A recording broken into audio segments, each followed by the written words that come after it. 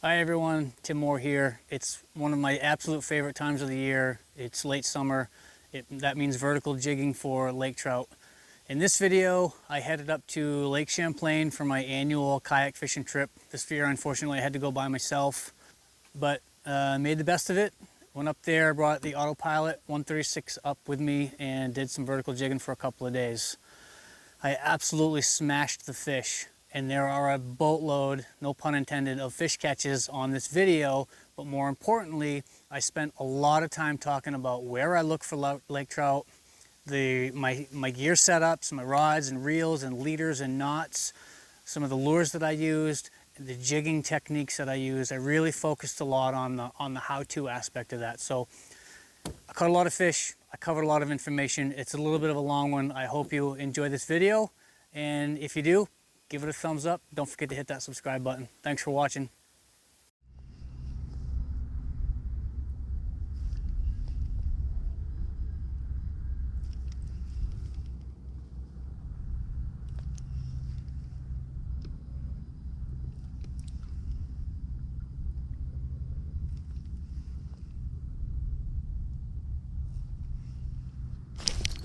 There's one. Swimming right at me. Couldn't even barely keep up with it. Feels good. Yeah, feels good. I like it.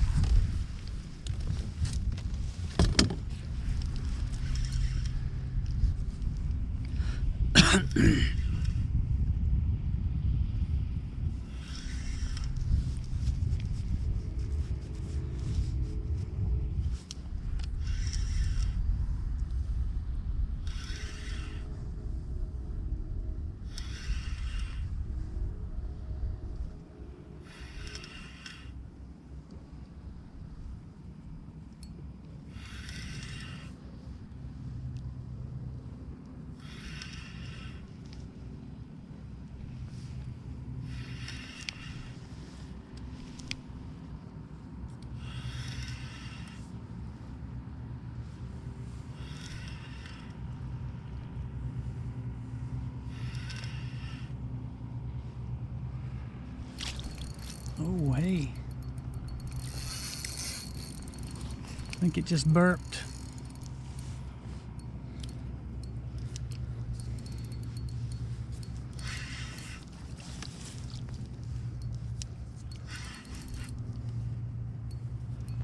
This fish wants to be on the other side of the boat. I don't know if it's current or what, but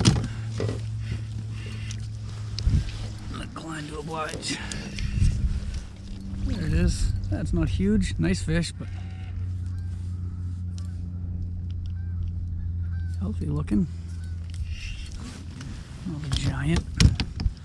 Nice. Well, bigger than I thought. Pretty big fish. That'll do. Boy, there's a bunch down here. Really active fish. This is what I've been looking for, is these active fish. Nice fish there on that Elias V shad, probably 28-inch fish.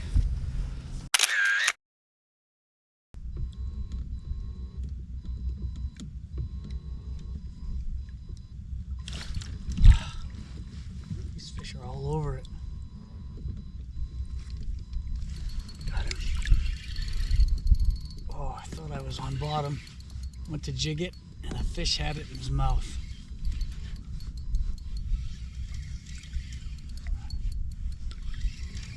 He's swimming up. Either it's really small. Oh, he's swimming up. It's not really small. No, I can't lift him really.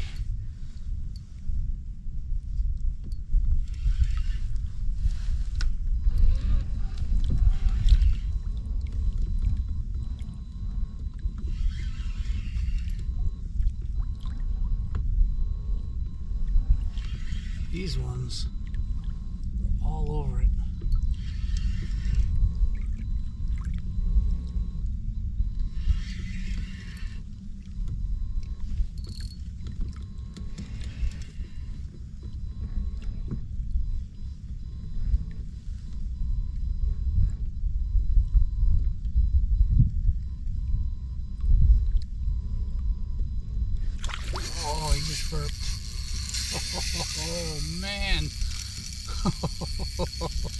Hang on. This is a big fish. Oh, he went down 15 feet. 20.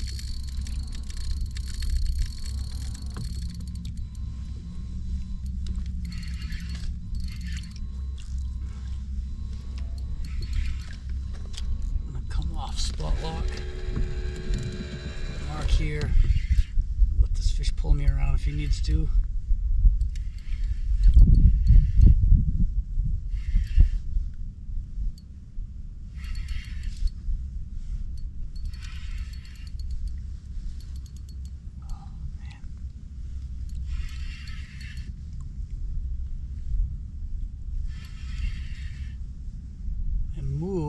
I've been fishing kind of inside turns, and I moved outside to the outside of this steep break adjacent to really deep water. Not that they're down in that really deep water, but they can be as deep as they want and come up on this edge. And that's where this fish was.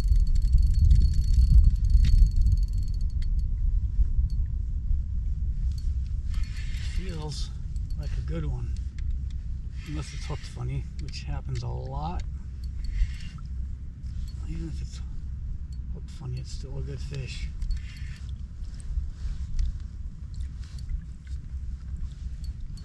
Oh, I can spot lock now.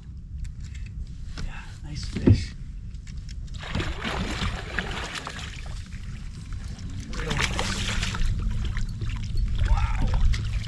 That is a giant. That is a really, really nice fish. That's 30, 32 maybe. Super nice fish. Leave it in the water as long as I can. Try to get it unhooked.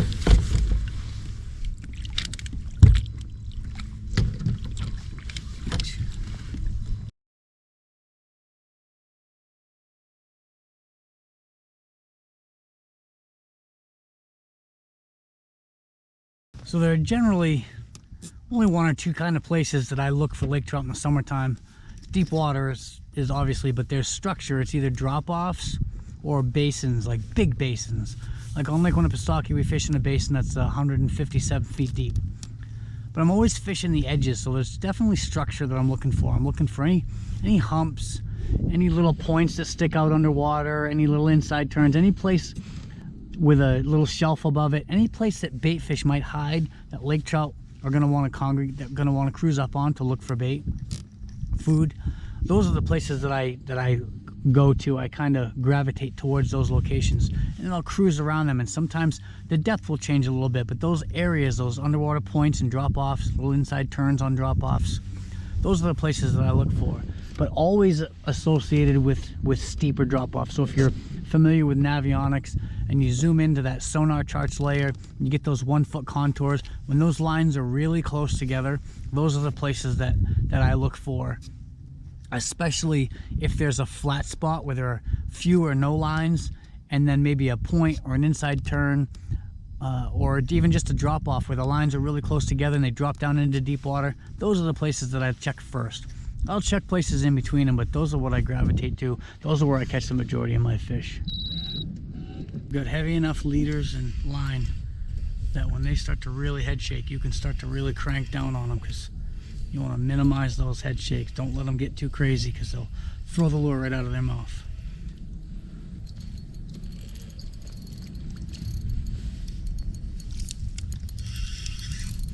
Keep pressure on him. Yeah, he just burped.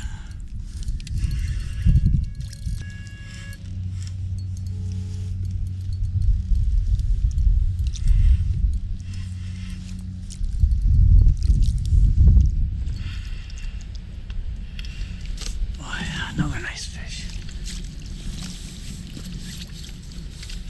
Ah, it came off right there. Son of a gun. Right, I could see it. That sucks.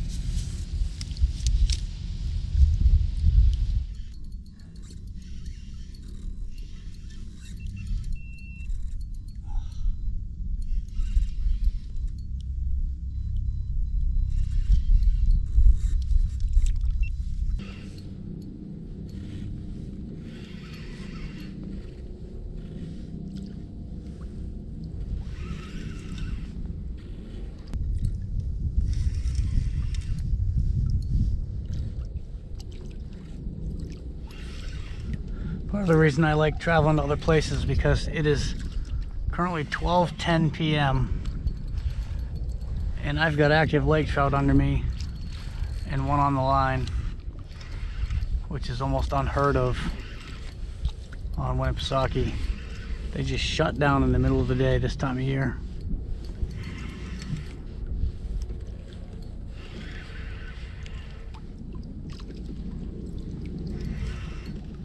Yep, more active fish just cruising through here.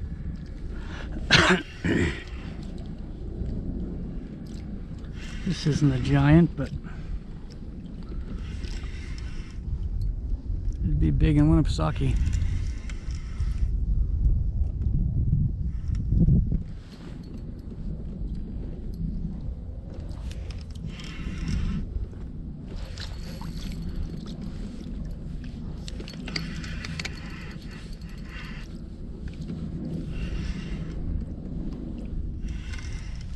This would be very big fish in Lake Winnipesaukee.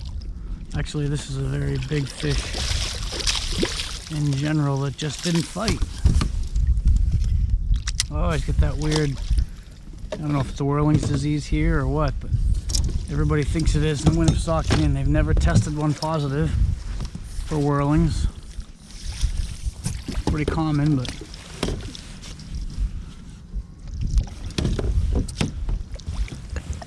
they said everyone they've had submitted has been sent out for testing, has tested negative for whirlings.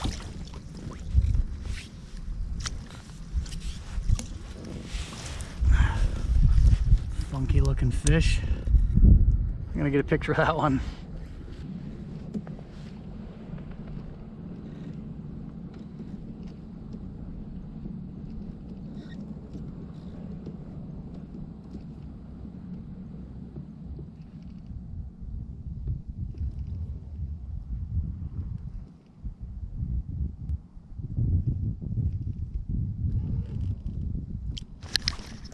Got him. Boy, he thumped it. Jesus. I don't know where I got him, but I got him. Just fish just keep coming through and keep coming through. And every time I reel it up, 2 or 3 more fish will come in. Active fish up off the bottom. I know they're feeding. I just can't leave them. But I'm gonna run out of card space on my GoPros. So this is going to be it. This isn't a very big fish. This is probably the smallest one of the trip. Yeah, and it's got a lamprey on it.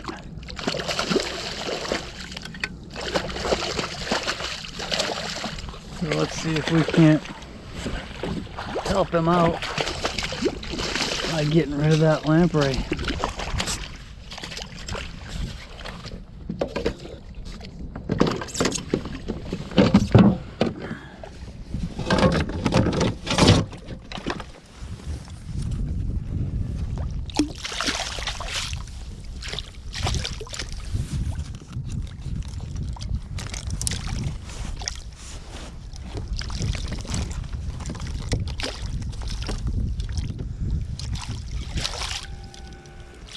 Off there. Killing me. Oh, lamprey let go. Free pass today. Luckiest lamprey in the lake right now.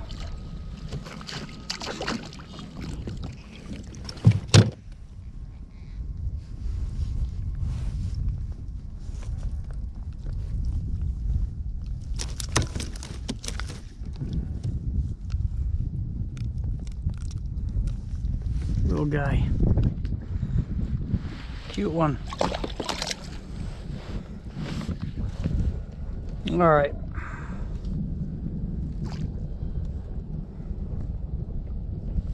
That'll do. Oh my God. See, this is what happens. Get the fish down here now. All fired up. Look, coming right up. They're just turning on.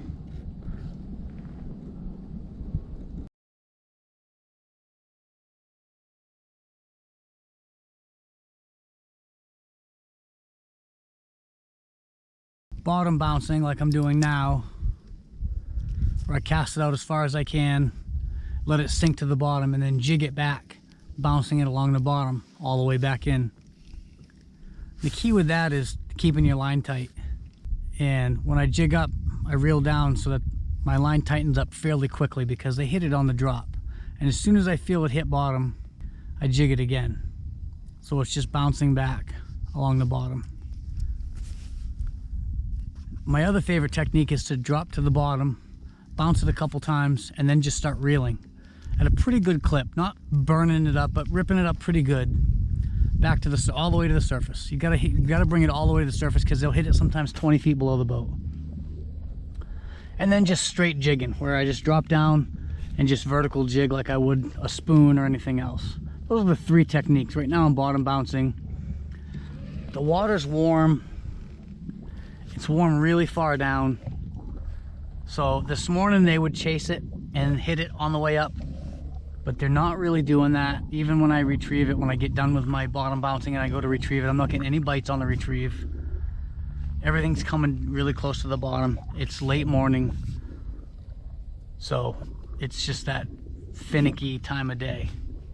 But the bottom bouncing is probably one of my favorite techniques, but I will fish all of them because one will work really good for sometimes just an hour, and then all of a sudden they'll stop hitting it, but they'll start hitting it on the retrieve if you're bottom bouncing, or sometimes they'll hit it when you're just jigging. And it's really nice if you have a group of people with you because everybody can just kind of switch it up, and you'll figure out quickly what's working. When you're alone, like I am today, it takes a lot longer to figure out which technique is going to work the best, which is going to trigger them to bite the fastest, because I have to do everything for a while before I know that.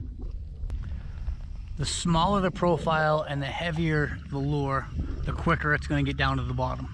The quicker it gets down to the bottom, the more time you spend in the strike zone, as opposed to a lighter lure that takes longer to sink, or something bigger, like I was saying with those bigger bodied shads and the lighter heads. It takes longer for it to sink.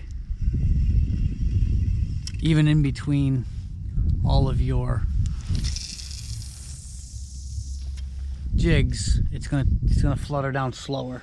Sometimes that's good, but generally you want to get your lure down into the strike zone as quick as possible. Another reason is current. Today I have some current. It's coming out of the south a little bit.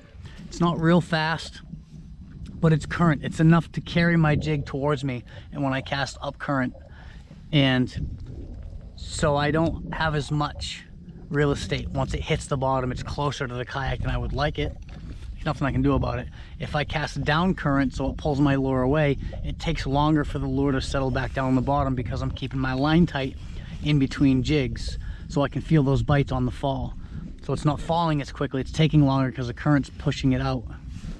So you've got to figure out which direction is going to work best. You know, if jigging towards me with the current is working best, I can fish a lighter lure because it'll sink a little bit quicker, get down there so I can fish the bottom and fish it on my way back. If the current, if they're hitting it on against the current with a retrieve against the current, then I'm going to want the heaviest lures that I can get if I'm going to cast up current or cast down current and retrieve against it. I'm going to need something heavier with a small profile.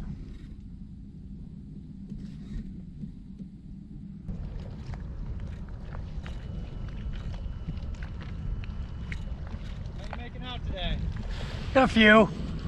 How about you guys?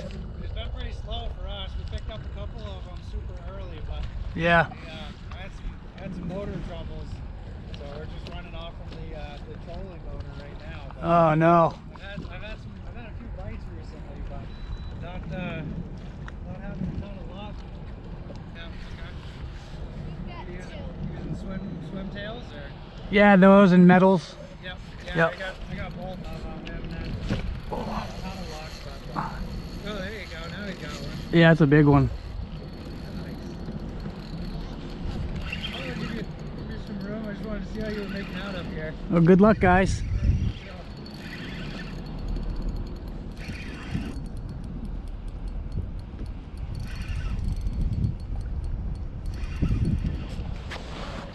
Wow, that's a big fish.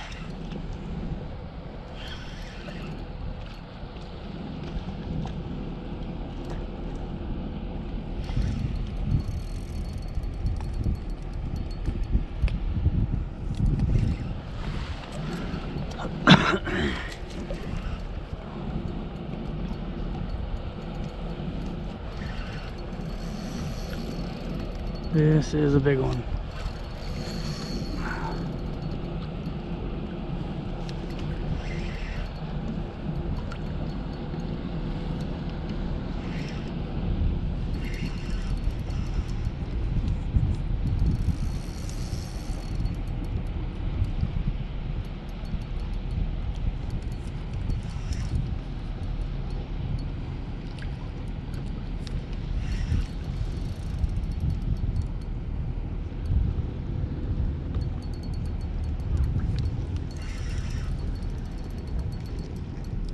Yep, this is a big one. Oh, yeah.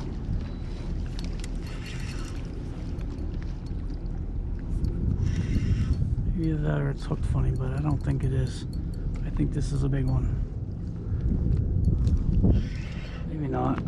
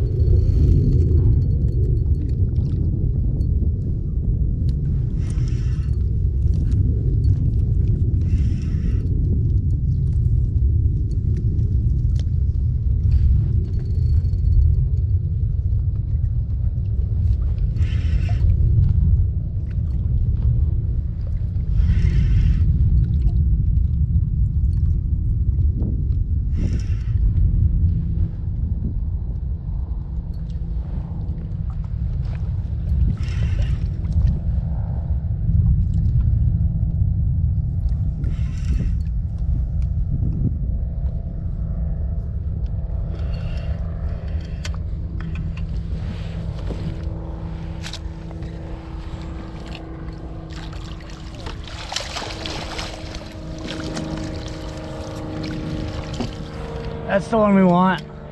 Good, man. Nice. Yeah.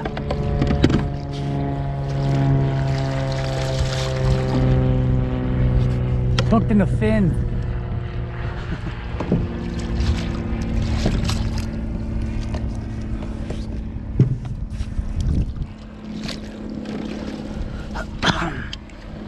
That's a nice fish.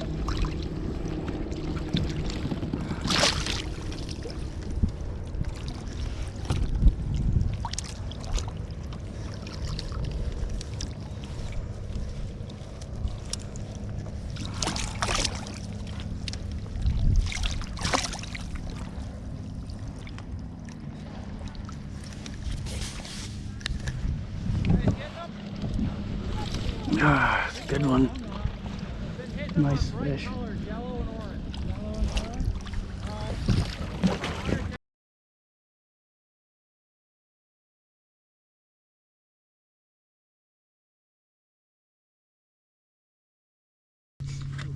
Let me talk a little bit about the gear and how everything is set up that I've been using on this trip. My spinning rod, the main spinning rod that I used, this is a Daiwa Tatula. It's a 7'2" medium fast action. It's their shaky head rod. It's super light, a really nice fast tip on it. It's perfect for vertical jigging. I mean, I have a 1 ounce lure on here and it's barely loading the rod up, so it's got a nice fast action good backbone, handles these bigger fish. And I've paired it with a ballistic. This is a 4000D ballistic with 30-pound Daiwa J braid X8 Grand. This is a light gray, and on that I have a 15-pound test fluorocarbon leader. This one is about 7 feet long. Used to be 10, but from changing lures, I like to direct tie when I'm fishing for lake trout. I do not like a quick link or a snap, swivel or snap or anything like that on there. And I tie my leaders to my braid with an FG knot. F as in Frank, FG. This one's a little bit frayed, but it's a nice thin knot. It goes through the guides really well, and it's one of the strongest leader to braid knots that you can use when tied properly. So you really have to make sure. I'm not going to try to teach you how to tie an FG knot. There are enough tutorials out there right now, but the main thing is to tighten that, to cinch that knot down when it's done, and get a nice thin profile to that knot. And then I direct tie. And on this one, I've been fishing mostly shads. This is the Elias V Mackinac. This is the 1 ounce blue and chartreuse. This one's pretty beat up. It's caught a lot of fish today. And also fishing, got a couple of fish on saltwater assassin sea shads. This is a purple albino shad on a 3/4 ounce jig head with a 5/0 hook. It's got to be a good heavy hook, because these fish, you got to get a good hook set, and they will straighten the hook. The bait cast setup that I'm using, which is strictly vertical jig. I don't do much casting with it. It's a little foreign for me. I can do it. I can cast and bottom bounce, but this is the setup that I just drop straight to the bottom. This one is a little bit more specialized. The rod is the Daiwa Harrier slow pitch jigging rod. And if you've seen one of these, you'll notice that it doesn't quite look right. I'll explain why in a minute. I put a Alexa 400 on here. This is the new one with the T-wing. Really nice consistent line wraps, and it comes off the spool really nice. So especially for vertical jigging, dropping straight down, it comes off the spool much better. Certainly cast with it. I've done some casting with it.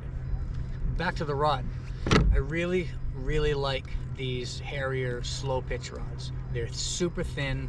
They really remind me of the discontinued Proteus SS. Very similar size and action and length, and lots of guides. Really good. This one here, this is a 6.6 medium heavy. This rod is rated for a 300-gram jig, which is 5 ounces, maybe more. No, I think it's closer to 10, 300 grams. I can't remember the math off the top of my head. I just drew a blank. Anyway, it'll handle a really heavy jig. Still got a really nice bend to it though. However, sitting down in a kayak, this rod comes, I'm gonna guess 8 or 10 inches longer than this one here is. It's got a really long handle, because slow pitch jigging, you put the rod under your armpit and you jig really fast. Well, you put this rod under your armpit sitting in a kayak with it really long, and it keeps the reel way out here, and it really affects the action when I'm trying to jig. I can't make those nice little pops that I want to, because the rod's too far away and my wrist gets tired. So I went online and I bought some of these butt ends, rod butts, with a 1/2 inch inside diameter, and I cut this rod down with a Dremel. And so, just to give you an idea, from the back of the reel seat to the finished end is 11.5 inches. I could have gone to 12, but that's the finished end. So there's about 1 inch of foam here. So I cut this rod down so that it's about 10 inches. And then I put the rod butt on 10 inches, I believe so. I measured that it went down inside it. Maybe it goes inside 2 inches. So I cut it 2 inches longer than what was going to be seen. And I epoxied it on, and it's made a really nice vertical jigging rod. I've used it for fluke, I've used it for sea bass, I've caught lake trout on it. You saw a couple in the early in the video. I caught on this setup here. I've got, again, Daiwa J-Braid X8 Grand, 30-pound blue. I just wanted to change it up. I don't really care. I thought it might be a little easier to see. My eyes are starting to get a little old, I guess, and I thought it would be a little easier. A good 12 pounds? Yeah, I'd guess that. Jim, right? Yep. Yeah. I don't think I've seen you up here before. I've seen your shows. I usually come up every August in my kayak. Yep.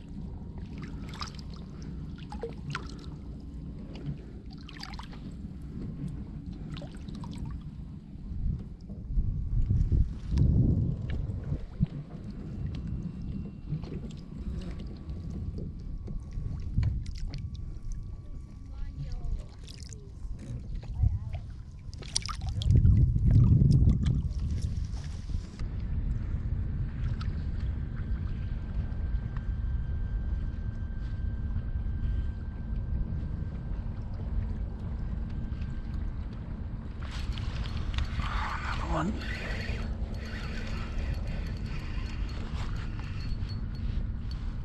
Another angry one.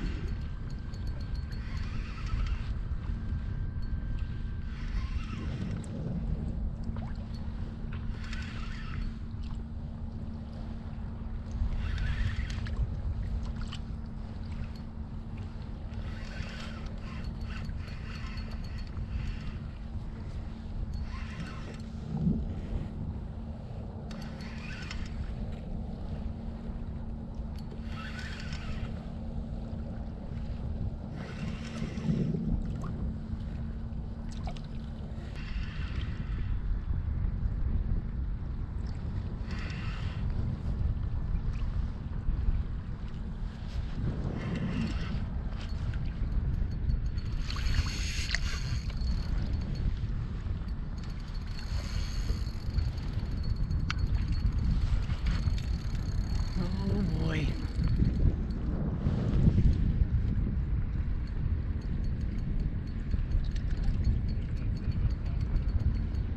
Feels like another big.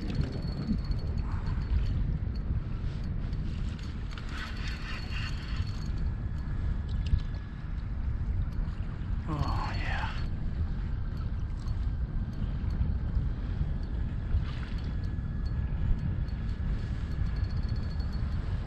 Another good one.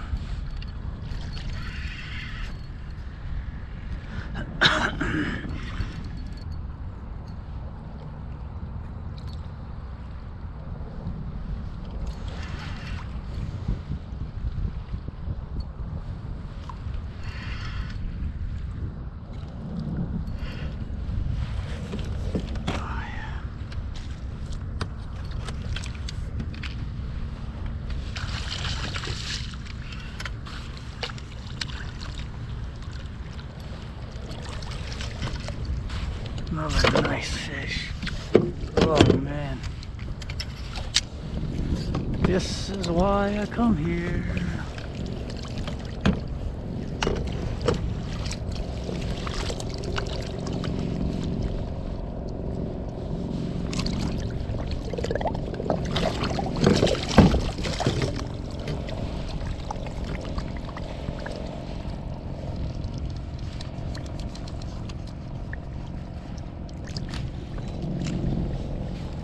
Fish is a toad. Give you a look at it. Big hump head.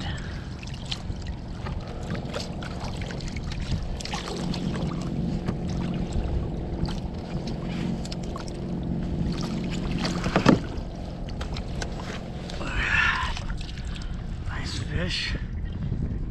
Look at that hump on its head.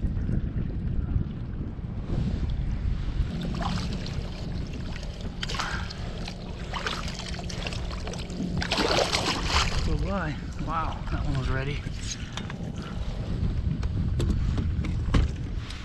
All right, well that was an absolute smashing, especially that first morning that I fished. Really clobbered the lake trout pretty good. Lots of fish catches. I really tried to cover a lot of information though. I wanted this one to be more informative and entertaining. So I covered all that, all the gear and the techniques that I used. Hope you enjoyed this video. Please hit that subscribe button. If you liked the video, give it a thumbs up. If you didn't like the video, give it a thumbs down. All that attention and the views just help the channel, help it grow, and help these videos get out to more people. So thanks for tuning in. Sorry it was such a long time on this one. I'm either a full-time guide or a full-time YouTuber, and right now I'm a full-time guide. So I appreciate all the views, and I hope you liked it.